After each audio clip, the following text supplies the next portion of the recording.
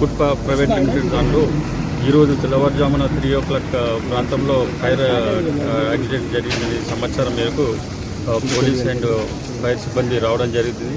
ఈ fire brigades కంటిన్యూస్గా ఒక 10 to 15 ఇప్పటి వరకు 10 to 15 ఫైర్ బ్రిగేడ్స్ అయితే ఫైర్ కంట్రోల్ చేయడం జరుగుతుంది. బిల్డింగ్ పైన ఫస్ట్ ఫ్లోర్లో ఉన్నటువంటి దానిలో ఫైర్ క్యాచ్ కావడం జరిగింది. పూర్తిగా ఇప్పుడు మంటలు ఆర్పడానికి ఫైర్ సిబ్బందితో పాటు పోలీసు మెయిన్ కంట్రోల్ చేయడంలో అన్ని పోలీస్ డిపార్ట్మెంట్ తరఫు మెయిన్ కూడా అరేంజ్ చేయడం జరిగింది. పూర్తిగా ఇప్పుడు ఇంకా ఫైర్ కంట్రోల్ చేయడానికి సమయం పడుతుంది. ఫైర్కి సంబంధించిన వాళ్ళు ఎలాంటి ప్రాణ నష్టం అయితే జరగలేదు.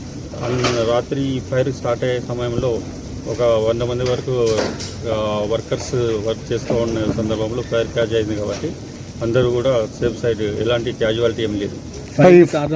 ఫైర్ షార్ట్ సర్క్యూట్ అని అంటున్నారు. ఫైర్ సిబ్బంది వాళ్ళు పూర్తిగా ఫైర్ కంట్రోల్ అయిన తర్వాత వాళ్ళు టెస్ట్ చేసి వాళ్ళు చెప్పాలి కాబట్టి